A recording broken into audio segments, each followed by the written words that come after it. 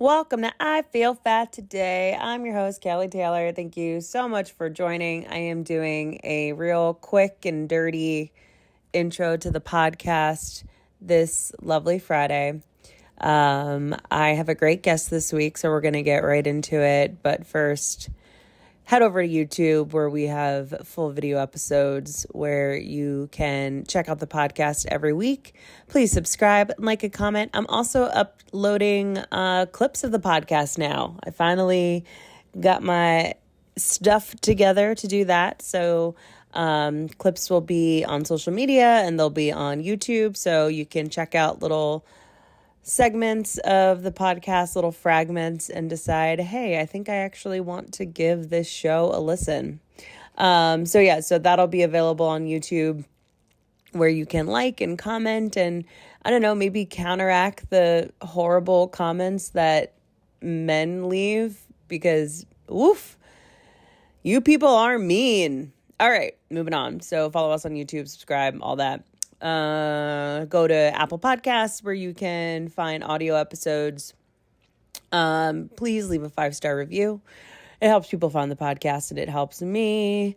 Follow us on social media at I Feel Fat Today, and me, your lovely host, Kelly Taylor, at Hello, This is Kelly. The clips are going to be on on Instagram and TikTok, so check it out there. The clips are fun. Comment, tell me if you like it. I'm hoping that posting the clips will get traffic over to the full episodes, but we'll see. I don't know. I'm just a hamster on a wheel, not losing any weight. Not that, I don't know. This is going bad fast. Okay. Yes, I didn't have the wherewithal to set up my camera and do like a full-fledged intro. So I'm just giving you an audio intro. And is there anything else I wanted to tell you? I don't think so.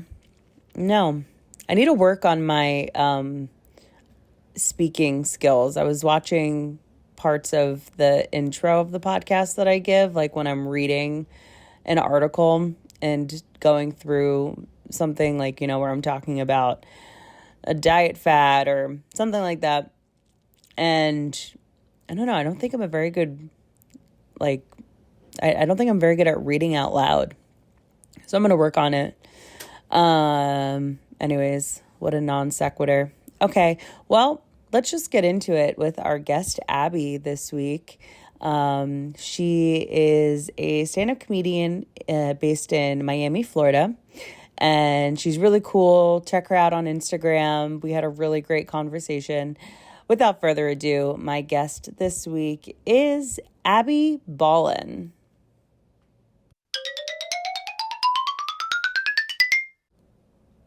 My bad. I totally remember what I wanted to say in this intro.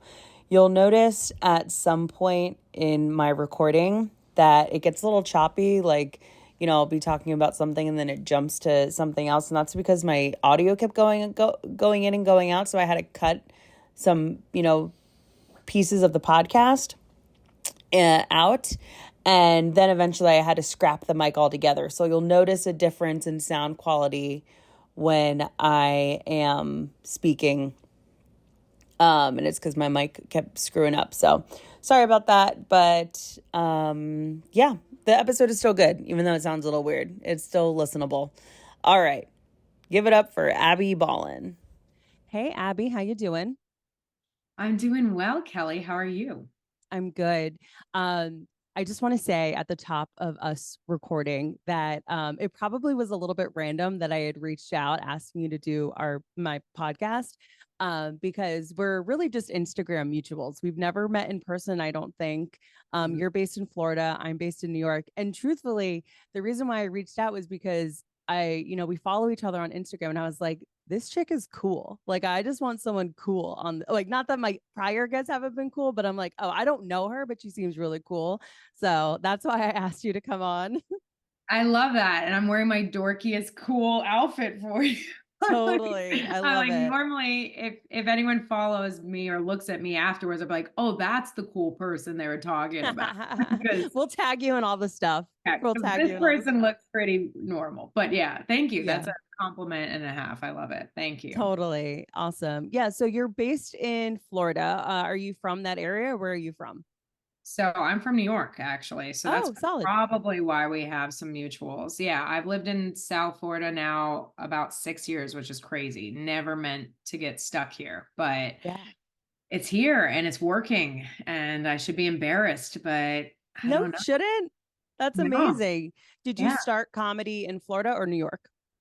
Like I was taking it way more serious. Like I would say Miami is where I Right. started because I only did like drunk open mics, not serious Totally. sporadically in New York as like make my friends laugh kind of thing, not in a, oh, I'm going to do comedy. Where I Yeah. feel like once I was down here, I just ran with it in an unexpected way. So I really didn't mean to end up in this world, but it's welcomed me and I can't get rid of it. It's the drug that keeps drugging. Amazing. Do you have like family in Florida or? Yeah, so I ended up here pretty much like we've all kind of migrated from New York slowly but surely. My brother, eldest brother, did it in like 2002 after 9/11. He moved his Right. family here. Then my sister came in like 2015. Then I came in 2018. And then my parents just came in like 2 years ago. So I Oh only my have a gosh. brother. Yeah, I only have a brother and a couple nieces and nephews left in New York and aunts and uncles, Yeah. whatever. And we're trying to get the last brother down, but he won't. He's just like New York through and through. He's like, I can't do it. I can't. I got, Oh, yeah. I am, listen, I get it. Like it's so funny because normally it's the parents go down and then the kids follow, but the kids kind of like created the trend. It's the great migration. Like I'm from New Jersey, and so I know so many people in the New York, New Jersey area that have like decided to flee down to Florida. Like it's so my one of my best friends was vacationing down in Florida and ended up meeting her now fiance in like the Fort Lauderdale area. And it's like he's from Long Island. Like it's just I don't know. It's one and the same. I love people from or people that live in Florida, people from Florida. You guys are fun. I love doing comedy in Florida. It's great. I'll let you know next time I'm in the Miami area for sure. Yeah. Okay. Please. I go off on such tangents, but I just okay, so we'll just jump right into it. So, when was the concept of dieting first introduced to you? I honestly, like, from as early as I can remember, my mom had, like, as an adult looking back, totally an eating disorder. Mm, Like, and a body dysmorphia. Like, if I look back before I was born, super, super anorexic. My mom was like very, like, and her friends will even say she survived on like celery and vodka. Like, that was her, like, diet. So, once she had kids, I don't know, like your mom, like your body changes and stuff. And she really was not happy about her body changing. Even though when I look at her, I'm like, I wish I looked like you. You look amazing. But we don't always see ourselves that way. So she always was weird about her body and pulling her loose skin and feeling fat. So, like, as a little kid, I used to think, oh, that's fat. Even though my dad was like, fat. oh yeah, it's fine when dad's fat. I'm like, he was fat and he was confident. He was loving, like he didn't give a shit about his belly. He was just like, yeah, like hair Yeah, sweaty and just like, this is me. And then my mom was totally. like gorgeous and she's like, I hate my body. It's like it was very confusing to see it happening. And I obviously loved my mom and I didn't understand it. And I was a kid that wasn't fat, however, had gigantic cheeks, like Mm, just big cheeks forever, that yeah. everyone always pinched my cheeks. Like my nickname was Chunk. Like everyone was like always about the cheeks. And so I always kind of thought I was fat because of that.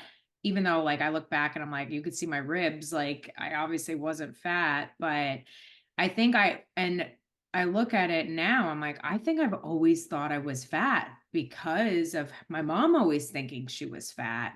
Yeah. And it's been taking like so many years to get to the point of just kind of being like, you probably think you're fat. You're most likely not.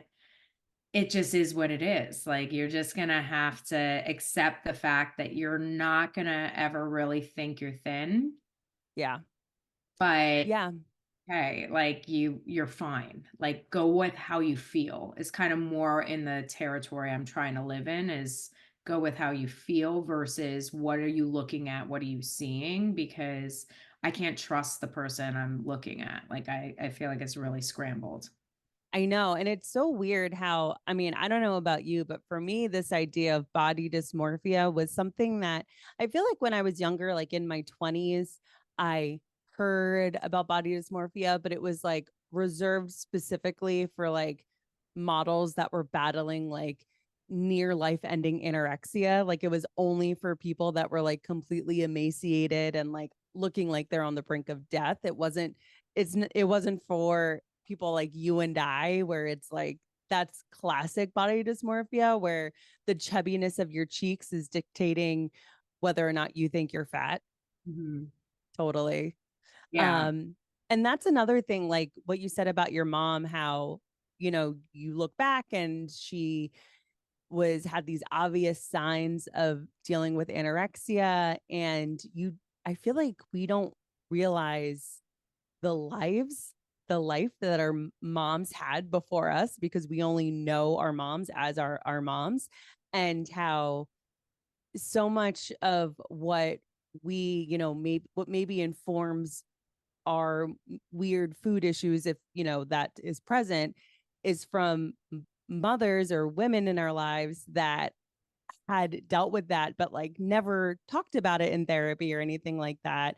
And also the trade off because I do consider it a trade off, like the trade off that your mom and my mom and so many other moms had to make of like, okay, well, I'm a mom now. So like I can't get by on celery and vodka anymore because like I have to raise a family. It's really trippy. Hmm. Yeah. No, Yeah. I feel like everything comes from how your household and those young things. Like, it's everything. It's crazy when you think of the span of your life, because that's actually a very small portion of your life, but it's so impactful on everything.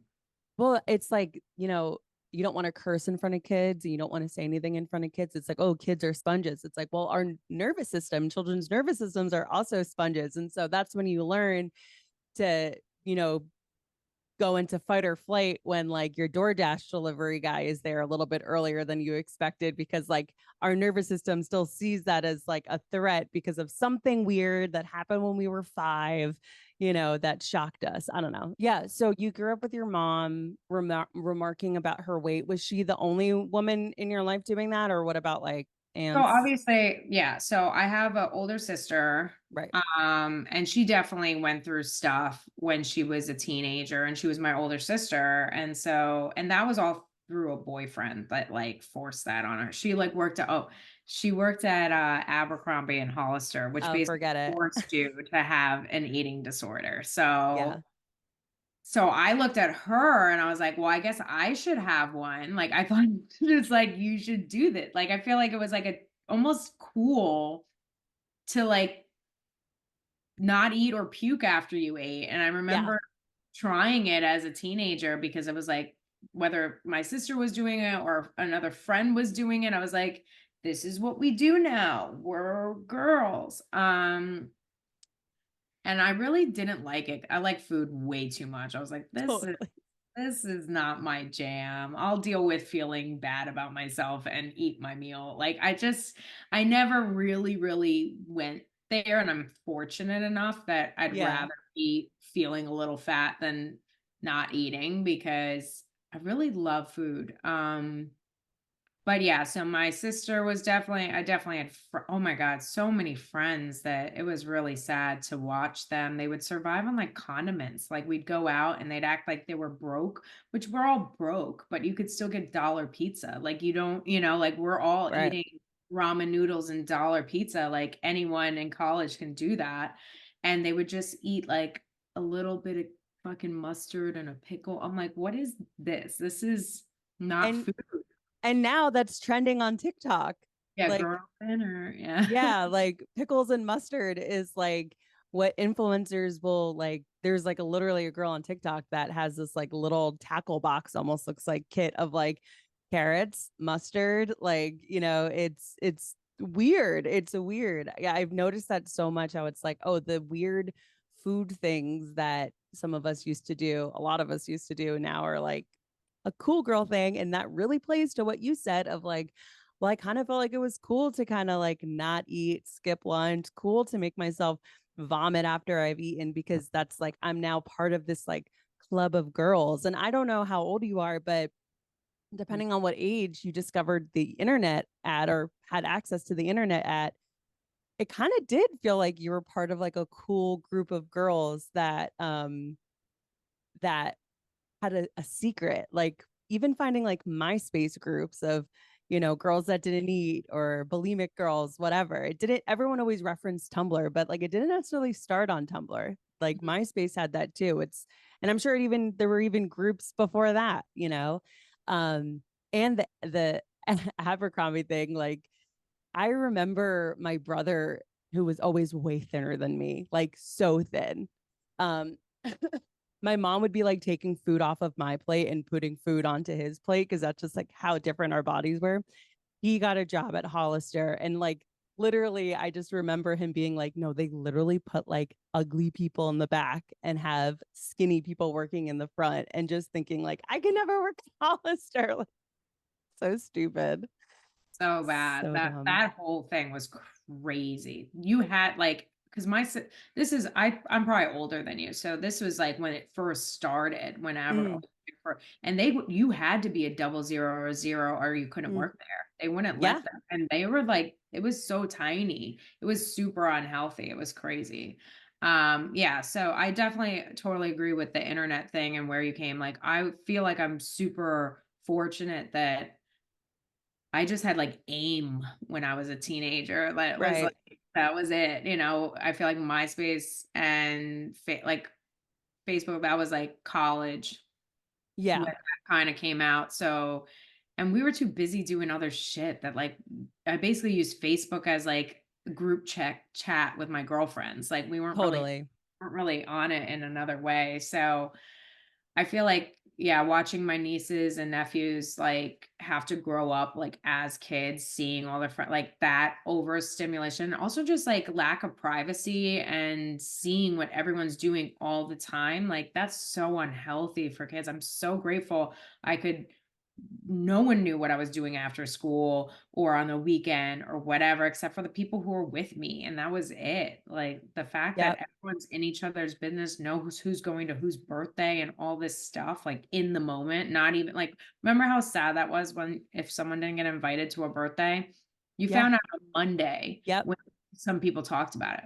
But imagine watching it like that when it's happening while you're just in your room, like how sad is that? So sad.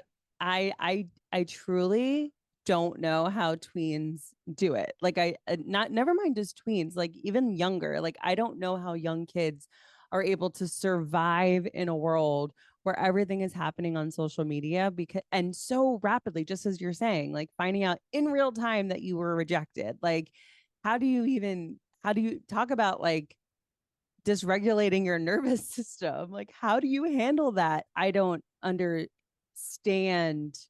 people being able to have your location. Like, if my parents had my location when I was a kid, I couldn't, I wouldn't have survived. I did so many, even if the things I was doing was benign, if I wasn't where I said I was to my parents and they found out, I would be in so much trouble. And now it's like, and I get from a safety perspective, you have to know where your kid is located. But like, I don't know, like the concept of my boyfriend having my GPS location, I'll never do that. I'll never do that. I don't know. It's so weird. See, yeah, I feel like the tracking stuff kind of, I feel like I'm a little late to that party too, because I just like, it never really, I was too old when that started. Right. However, I do feel like with comedy, and being out so late all the time, and a lot of times I'm driving far at night by myself, so I do let certain people drive Totally. for safety because of that, and I'm like, but no one I don't even think anyone's even paying attention to me. I think it's more like if I go missing, at least somebody can see, but like it's not Yeah. like I'm like, "Hey, by the way," I'm not letting people know, but I have certain people just follow me. I don't even know if they remember that they're following me, but I make sure that someone knows where I am just because I am like, it's Florida, man. Yeah. There's some crazy people here, and being a woman out, by herself, like, I feel safer letting people know where I am. But yeah, with kids, having kid I don't know why people are having kids these days, like, in It's so general. hard. So many Hard. hard things to raise them, to afford them, to give them proper morals. Like there's so many things that are just I don't know how you would do that. And but it's also just that I guess you have to let go of the world we grew up in because that doesn't exist Yes. anymore. And you have Totally. to accept that this is their reality and you are raising a new generation, a new set of people that you probably won't even relate to that much.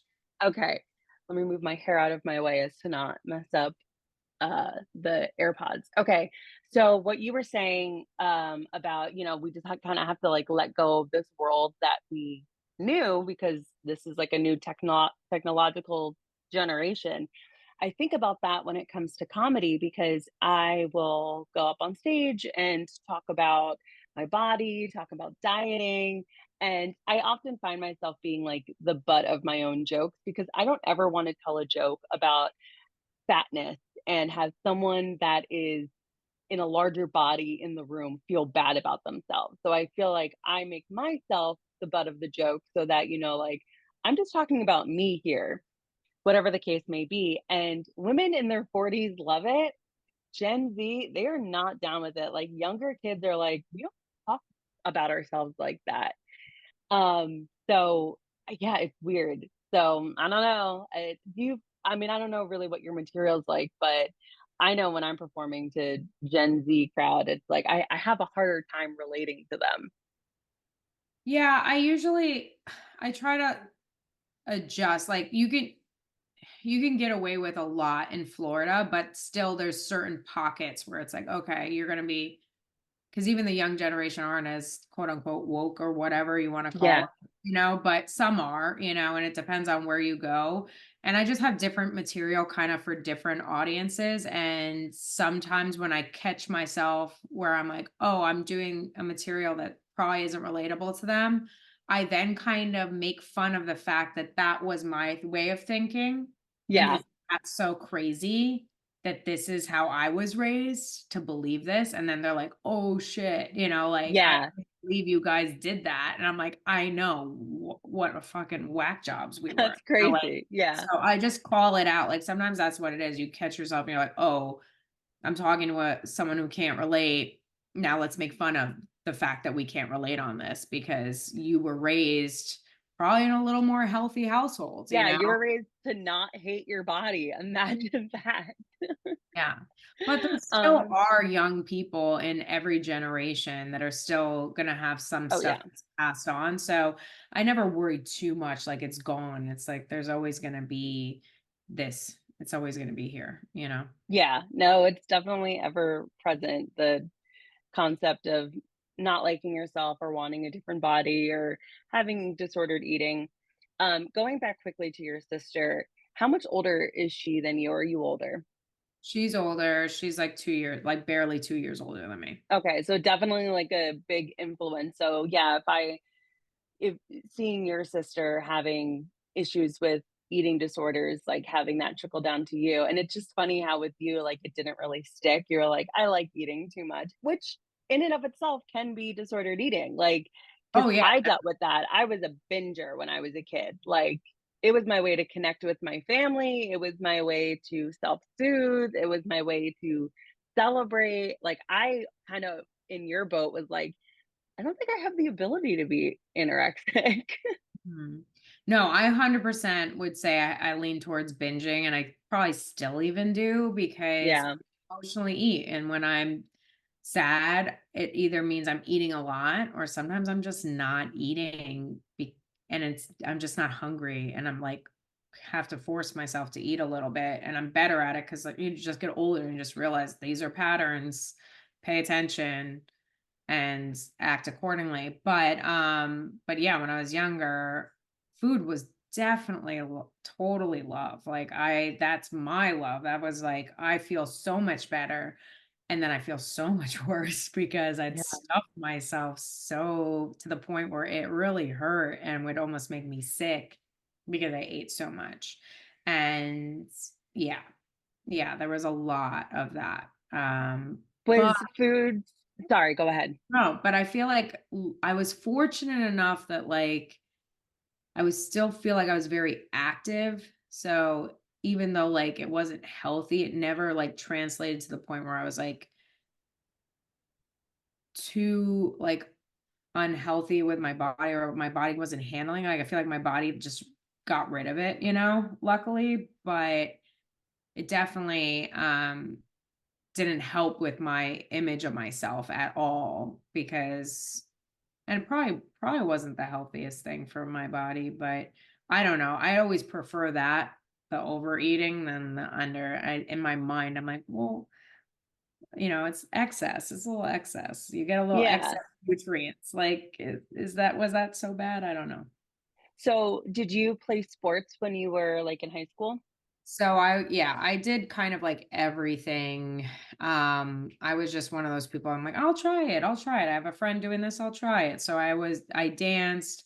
I even played football for a year. Oh, shit. Yeah, I played football for a year. I played softball a lot. That was kind of the thing I was most consistent with. But I also just like I was just always busy and doing stuff. I love to like just be moving and shaking and making stuff. And I was never really like a sit still person until Yeah. I had this one friend who like got me into like, this is what binge watching movies and TVs. And I was like, what is this world?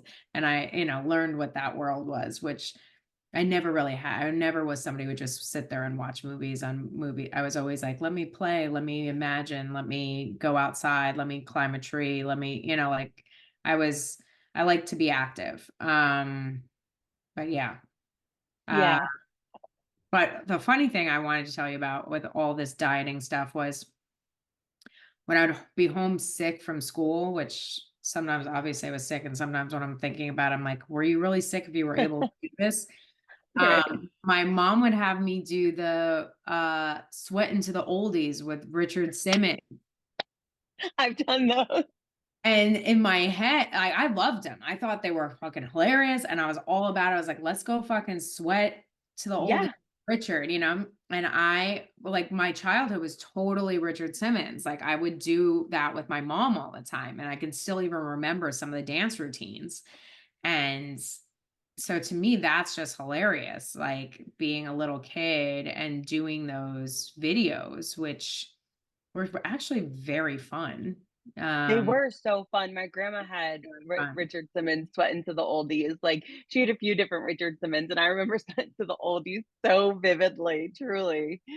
So much, Oh, yeah. I could literally pull up the chair and like do the Windy, the song, like it's just like who and it's like with Windy and you like jump up in the chair and it's like dun dun dun, dun. Like I don't know. It was so funny. It was such a good time. But that's the kind of thing where I'm like, I was 5. Did I need to be doing a workout tape? absolutely not. So You were much. on the Zumba train before Zumba was ever popular. Like, Yeah. you were at 5 years old being a tastemaker, which is so fucked up to think about. Like, because I have those same memories of, like, doing something like going to doing Richard Simmons Sweating to the Oldies. And like as a child, did I need to be doing that? No. Is it kind of fucked up when you look at it? Yes. But I can't help, first off, it's not the worst trauma to have, like when you look at the scale of trauma.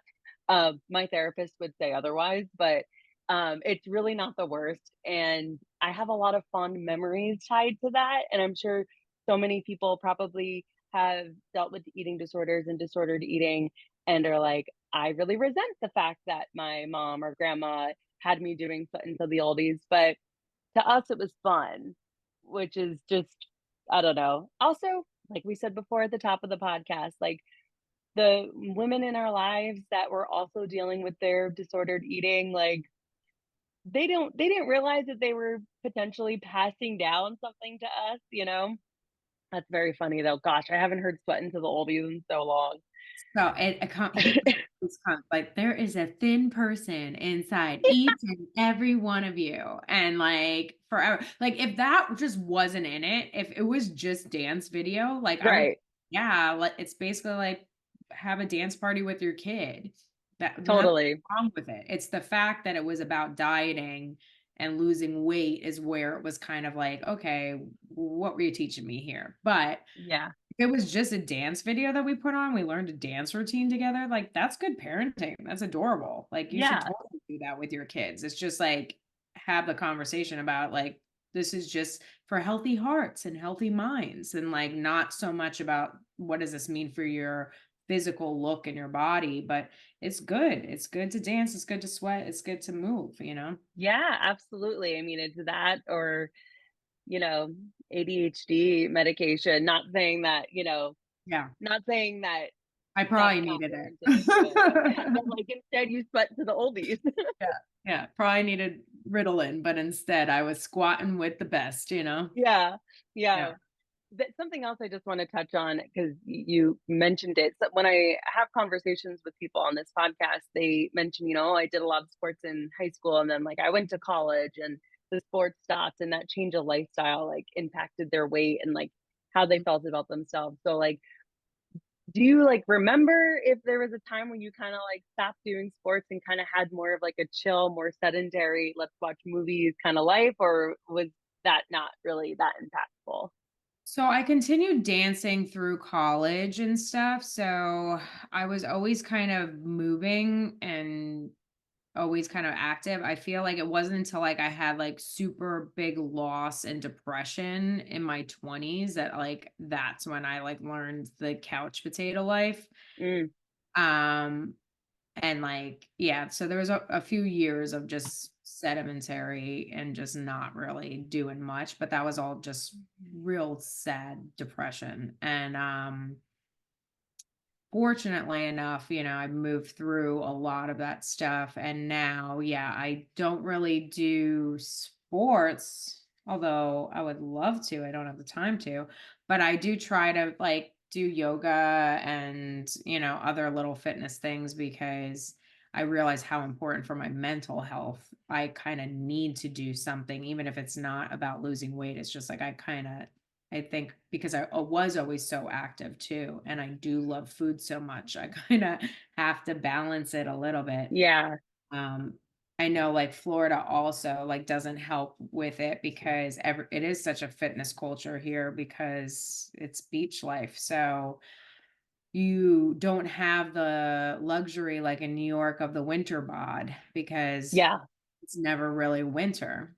No, and it's also uncomfortable, like, I love going to Florida, but I feel like mentally I have to kind of prep for, like, your thighs are gonna chafe, like, you have Mhm. to like, it's hot, like, and especially in the summer, it gets hot, and so, everyone can exist in the body that they want to exist in, but for myself personally, like, it can be really uncomfortable if I am in a bigger state when I go down to a place like Florida. It's too much. Yeah. No, it's true. I think I always lean towards heat than cold. And that's Mm, also because as much as I grew up in New York, my father was kind of based in Puerto Rico. So I spent kind of most of my life going back and forth. And I just don't like winter. I've never liked winter. So I'd rather be chafing and sweating than freezing. And I'll get there's glide sticks for the chafing girl. Like yeah, totally, I that's know sick. all about Yeah. it. Yeah, like, you just learn and you adapt. It's like you put layers on in the winter, figure out this is how I stay cooler in the summer, But with global warming or whatever the fuck's happening, it's kind of cold in Florida right now. Like Yeah. it's getting like we're having kind of seasons now. Yeah, Florida is having seasons now, which is Mhm. weird. But in the summer it still gets like sweltering. It does get very hot in the summer, but we also have these rains that kind of do break it up. I don't know. Yeah. The summer doesn't really bother me too much. I don't mind it. I don't know, but maybe that's just because I like the heat and I don't mind Yeah. sweating. I'm like, "Ooh, I don't have to work out," and I'm just might be dying right now. Sweating. Back No, to toxic behavior. I'm like, "Ooh, I could just stay outside and I'm losing weight," but that's probably not happening. I'm just getting dehydrated. But in my mind, I'm like, "Sweating is working." totally. Sweating to the oldies, man. Yeah, back Um, yeah, I'm opposite. I'm with like it's cold in New York and I'm fine with it. It's like, okay, this is like I hate sweating. Even though I do it all the time, like I much prefer the cold. So that makes sense. And if you're like, growing up going to Puerto Rico, it's just gonna be different. yeah. But having, did that note, like, do you ever find yourself like comparing yourself to like the Miami girl aesthetic? I mean, I've tried to grow a butt since being down here. Like, yeah, it's a thing. I've been like I'm a white woman in America and I didn't have an ass and I didn't know that was Totally. a problem until I moved to Florida and then all of a sudden I was like this I might have to work on this, So add this to the list. Um and yeah, so I've improved. There's a little bump there, but it's hard. It's not easy to grow a butt, and everything else also kind of grows with it, which I didn't like. I liked my little chicken legs before. I'm like, oh no, Yeah. the thighs got big too. So I've worked on that a little bit. I also feel like I don't care that much. I'm very much in the mindset of like very work focused right now and just about being happy and healthy. There's so much going on in the world and everything Yeah. that I'm all about the gentleness, the practicality, and like, yes, if you can improve these little things, let's go. But I feel like the beauty, like the outside stuff that I used to care about so much, as we all did, has just gotten less and less as I get older. And more about the more I can do, work on my internal, like my soul, my spirit, my relationships, my career, that's so much more valuable to me. So I really don't compare. So I'm a comedian, but I'm also a photographer. So Oh, and I've been a photographer way longer than I've done comedy. So I shoot a lot of these gorgeous, beautiful women or whatever. So I almost look at them like, wow, what a specimen. Like I'm just like, this is so gorgeous. And I think also from being a visual person, I admire that. And I don't compare it so much because I'm more just like focused on like, that would be such a beautiful picture. Let me put you here, let me put you there. And I kind of am removed myself and I'm more focused on the task. And I find this even when I'm in conversation, like even looking at you, I'm like, okay, so her light should actually be a little higher. So there's not the glare on her glasses. Like yeah. I look at everything as I talk to somebody. So I don't really put myself in that scenario to compare because I'm more focused on like what's actually here that I can change in front of me. And I'm not really considering myself in it as much. Um, but I totally used to. I feel like we all did when we're forming ourselves and figuring out who we are. We all look to I look to my sister all the time. She had the butt. I had the boobs, she had the butt. Like, sometimes sisters are Yeah. just whatever. And she Yeah. had big full lips and like we're very opposite looking. Like she had the long face and the straight hair. I mean, my hair is this is not this is me, but This not is I'm gray yeah. and I have curls. Like this is This is manufactured. this is manufactured. As I'm like, I don't care about the visual. As I'm like, put a whole bottle of bleach in my hair. Um, but my sister, like, very different looking, and she was so gorgeous, like, and still is so beautiful. And I always looked to her, but we just were so different. I was never gonna be that. I was Yeah. never gonna be that, and I knew that. And I think because of that, because I did not think I was going to ever be as beautiful as her or my mom, I really tried my best to be like, how could I be the most fun? How could I be the hardest worker or the most creative? Like, I feel like I tried to put my efforts into things that I could do better that no one can compete with. And I'd stop like I took care of myself. I cared, but I just didn't put the importance too much in beauty. And I think that's also why I went into photography, is like, oh, I can focus on other people's beauty and making Yeah. them feel beautiful. And then that makes me feel good because I got to do that for them. And yeah, I feel like, I don't know. I feel like I'm fortunate enough, at least I find it fortunate enough that I cared a little bit more about inside stuff and got off that train, because I think I was aware enough that it wasn't the healthiest thing to be comparing myself to people I just was never going to look like. Right. So do you think you got to that place because you went through like any kind of therapy, or did that just come with getting older and being like, I can't do this? I think it came from trying and terrible Failing. mistakes. Like it came from like I remember my friend and I, we like got this like eyebrow thing to like do, and we ended up with like no eyebrows. Like we fucked our faces up so bad. Like we just did things that were terrible. Like so I do my own hair now, but I've been doing it for years. But I experimented with started at 14, cutting my own hair and dyeing my own hair. I looked like a little Asian man. Like I was like, it was so bad. I just did so many things that I think I just gave up out of like defeat, and like I was lazy. I was just tired of it. I was like, this is so much. Um, and also beauty stuff is expensive, and I just want So to expensive. buy other things. I need a new camera. I need new lenses. Like I have other stuff I want to buy. And also I don't know. I've seen like people fuck up with plastic surgery, and that's scary. And I also don't like foreign things inside my body. Like, and I know whenever I say that, they're like, you must be a lesbian. But I mean, like, it's like not what I'm talking about. It's just like, I don't know what it is, but like inside organs and inside the body stuff like creeps me out. Like just the fact that we have blood in us, I'm like, well, like it's creepy. Yeah. So like the fact of like I'm gonna put foreign things in here, I'm like, I'm not okay with what's already in here. I'm gonna Yeah, add totally. more stuff. Like this whole thing, how it's working, I just don't want to think about. Like it's crazy. Yeah. I mean, and there is like, I feel like maybe it's because accessibility has been greater, but people are very flippant about getting procedures done, like cosmetic procedures. And it's like, there there's an inherent risk with that. Like getting put under anesthesia, like you're you could die. Like people are dying getting BBLs, which is crazy.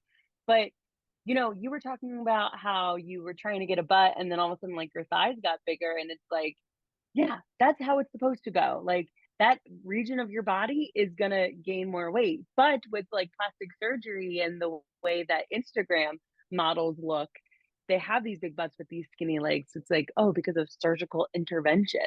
Like if only that was attainable without that. Yeah, no, Again, I have no crazy. interest in putting my money in any of that. And I talk to some, like everyone does it down here. I'm a dinosaur unicorn that I have nothing done to me. So, and that's not true. I'm sure there's other people, but majority of people have something, at least a lip injection or something. Hmm. It's like, and everyone's just like, well, it's preventative. And then it makes me feel like, fuck, am I supposed to be doing something for being preventative? And I'm like, I feel like I got good genes. I'm just gonna roll the dice. Like, I don't know. Like, I'm just like, I just don't know about it. And maybe one day I'll be annoyed that I didn't do it. But I'm also No, just like one of those people. I'm like, let's wait and see. All this shit's so new, and I like the idea. So what am I? It's also sad 'cause some of my friends, that's their industry, and of course they're like wanting the guinea pig, or not even the guinea pig, but the model, the help a friend yeah, out. They do it, they love it, they're good at it. So they're like, I want to do this for you. You help me, I want to help you. And I'm like, I I'll do it if it's natural. So like I had some friend do like a lymphatic drain massage, was oh, I want to get amazing. one done. Please tell amazing. me what that was like. Just do it. Go Okay. read reviews, and because I'm sure some people are full of shit, but if they know what they're doing, it's like immediate, like the bloating. And obviously, if you continue to do it, it's supposed to help with your digestion and all Yeah. your blood flow. Like, I don't have the money to continually do it like that, although I am working pretty hard, so maybe I could treat myself. But she gifted me like a whatever, a session and whatever. So I did it, and it was like I could show you the pictures. Like it's like within the hour of her doing it, my bloating, like you could see shapes in my stomach instead of just a solid mass. Like I had Yeah. some contour and things going on there. And also just like she even said, she's like, your ankles are swollen. And I was like, looked at it and I was like, yeah, they do look thinner now. It's like you don't even realize where you're swelling in places and stuff. So I believe in that kind of stuff because, yeah, why not assist our body in the things it's already supposed to do and help it out? Like, why Yeah. not? Why not do Ugh, that? So, anything for thin ankles. I know. So, but she had said that some other thing that they did, which I never tried, was I guess they can inject blood straight into your under eye, your own blood. And that's supposed to help with puffiness and like basically even the discoloration that can happen, like the purple, whatever, because it's Yep. basically once you send blood, it's like telling the cells to kind of heal and regenerate or whatever. And I'm like, that's cool because you're just putting me in me. Like I feel like that kind of stuff when they do that, I'm like, that's science I'm down with. It's like the foreign stuff where I'm like, it feels like you were just putting plastic in my body or like chemicals. And I'm like, I don't even eat that stuff. Why would I have it live in me? Like that doesn't seem logical. So Mm, but I think the beauty industry and everything in the world is trying to increasingly be more conscious and be a little bit more organic and healthy and all that. So I believe probably the beauty industry will eventually get more and more natural. So I'll wait. yeah. I'm Yeah. fully on the same page as you. Like, I am all for anything natural. That's why I jumped up at the lymphatic drainage. Like, I love, any kind of natural healing. I've heard of like that, like blood melasma, whatever, like under your eye. Like, I'm all for that. Now you read certain news articles will say SPF is bad for you, but I'm just like, can I avoid doing Botox and just keep putting sunblock on my face so that I don't, have to worry about wrinkles? Like I see little wrinkles popping up every now and again, and I have so many friends that are like, "Oh yeah, I do preventative Botox," and I'm just like, I'm kind of glad I don't have the money for it because I would be in there and my face would not be moving. Yeah, that's the other thing too. I have to think about like if you had the money, would you change your mind? I still don't think I would. That's great. I think I would still be buying other stuff that I want more than that. I think what I would get is a personal trainer. Yes, I same. would have a personal trainer because I know I actually don't mind working out. I just don't make the time to do it as hardcore as I'm fine. I'm fine. I'm getting to the point where I'm like, accept yourself. You're good. You're fine. You're doing good. Like I don't want to judge myself that hard. Like you're doing good. But Yeah, I also do like because I've done so many different sports and different things. Like I actually really like it. And there's like a psycho competitive person inside of me that like really wants to, do active stuff and compete and push myself, compete against myself and be like, oh, you're doing more. You're doing more. But I do think when you're paying somebody like a trainer, you have a designated time to do that, you're going to do it because you're like, shit, I paid for this and someone's holding me accountable. So right now, I just hold myself accountable and I'm doing okay. But good, I had all the money in the world, that person would be here and they would be like, I'm making you the smoothie, we're, keeping you so you're not wanting to binge because I really think if you're active, like your mental health, like I don't even know if I would be binging if I was regularly active because it just helps you stabilize for when life hits you with all those different road bumps. Like you're able to process it and ground and be calmer because you already are in your body. And the Yeah. more we're not being in our body and we're just focusing on future, I got to do this, I got to do this, I got to do that, or past, oh my God, I can't believe this happened, or whatever, and we're not actually here. Or if we are here, we're too focused on the job, the kids, the dog, the this, the that we're not actually taking time to be like, hey, settle How you in, doing? Yeah. breathe, stretch, dance, sing, whatever. But like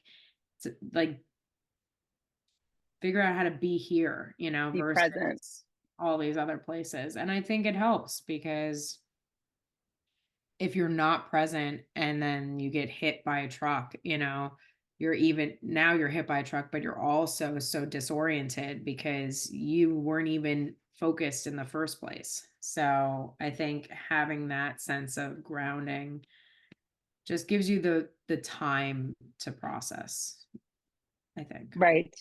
Yeah.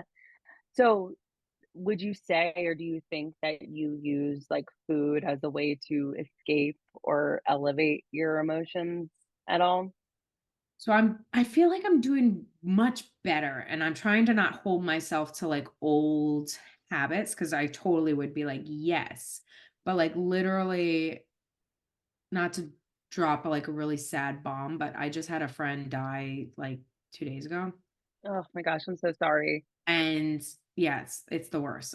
It's still so fresh. I can't totally believe that it's real. But I'm just like even note like in my mind, I'm like, oh, you're gonna totally like eat your feelings right now. And I definitely am not eating as much, because I'm not hungry, but I'm also like still making myself eat and making myself eat good things that are good for me, that are like real protein, real vegetables, real, just like, and even if I'm not hungry, I'm just eating what's there. And I haven't gone down the road of like, let me get a pint of ice cream or a big bag of chips and just eat the feelings. And I think that's just because I've been down this road so much. I'm like, okay, I know that's actually not going to make me feel better. And this is already hard enough. And I have enough on my plate right now that let me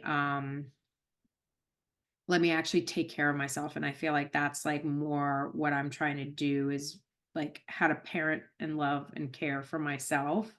And the better I get at that, the prouder I am. And you just see the rewards from it. And I'm like, I feel like everything that gets thrown at me, I feel like I've learned from the last thing, and I keep like Yeah. leveling up and leveling up. And that feels so good to know I can have my back like that and support myself like that. That as much as the old patterns are there, and I know I could do that, that is totally an option. I'm really happy that I'm choosing not to do that because I know that in the end, that's not really going to be my friend. And um, so, yeah, I think I'm growing up. Yeah, it Yeah. certainly sounds like it, just even in the way that you describe, like, oh, how I would used to describe this versus where you are now. Mm, And as you're talking about sort of surviving through a huge loss, like what mm, you're describing, I feel like I wish that this is where diet culture went. Like, I wish that we had Weight Watchers for helping us get through a mm, traumatic event like that, like what you're describing, because I think about how I've processed someone like something like someone passing away and how it's like instead of like going for a bottle of alcohol, I'm going for well, sometimes also a bottle of alcohol, but like I'm going for like these comfort foods, these like feel goods, these things that are not good for me. mm. These things that are going to make me feel bad down the line. And how what you what you really need right now is what you're doing for yourself, like focusing on making sure that you're being nourished and listening to your body. And it's such a harder road with such that pays off so much more down the line, but it's so hard when you're not present to even imagine what down the line even is. Like the concept of there being a week from now, a month from now, so hard when you're in a state of pain, truly. Um, and feeling, I don't know why I can't think of the word, but Well, I feel like you get in emotional survival mode when you survival don't, mode. yeah, when you don't ground and get present, which is why I'm saying like all these activities, getting in your body, all this stuff helps you handle. Because I don't know, maybe some of us are unscathed, but most of us get hit and we get hit with stuff Yeah, that like does want to drive you to drink or binge eat or not eat or drug or whatever, hurt ourselves in some way. And the reality is that's the last thing we need. We're already hurting and we need to care for ourselves. And it's kind of a bummer. It's a big bummer that I feel like I've had to have so many harsh lessons to get to this point to know what to do now. I'm like, oh, I'm here again. This is what we do. But at the yeah, same time, I'm kind of like, I'm glad I learned it, even if it was really hard to get here. It's a really valuable thing that I'm learning. And maybe some people learned it way earlier and how amazing. And I hope people raise their kids to learn how to self soothe, how to self care, how to protect, how to check in with your body and your sign to know, oh, I need water. Oh, I need sleep.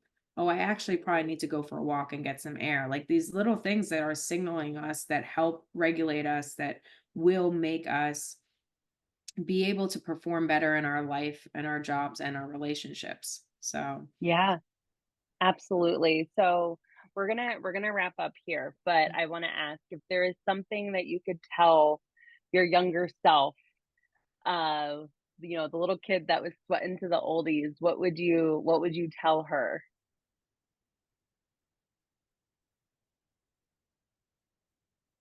make yourself happy. Oh, I love that. I love that. Make yourself happy. Do you feel like you looked for happiness outside of yourself a lot when you were a kid? I just try to make everybody else happy. Mm. Oh yeah, totally. Totally. Trying to make everybody feel good, make sure everybody else is good before yourself. That is a good one. I've heard a lot of people give their, what they would tell their younger self, and um that's a very good one that I think will hit home with a lot of people. Mhm. Um, is there anything else you wanted to tell the listeners before we sign off here? I've loved our conversation. I think it was really great. Thank you so much for coming on. Anything you want to leave us with? Oh my God, thanks for having me. I want the whole world to judge themselves less. Can we do that, audience? Can we not be so hard on ourselves and gives ourselves a break? And I think a huge part of that is about the comparison. And I think the only person you need to compare yourself to is you 1 minute ago, 1 hour ago, and yesterday, and so forth. Like you are the only person who can keep yourself in check.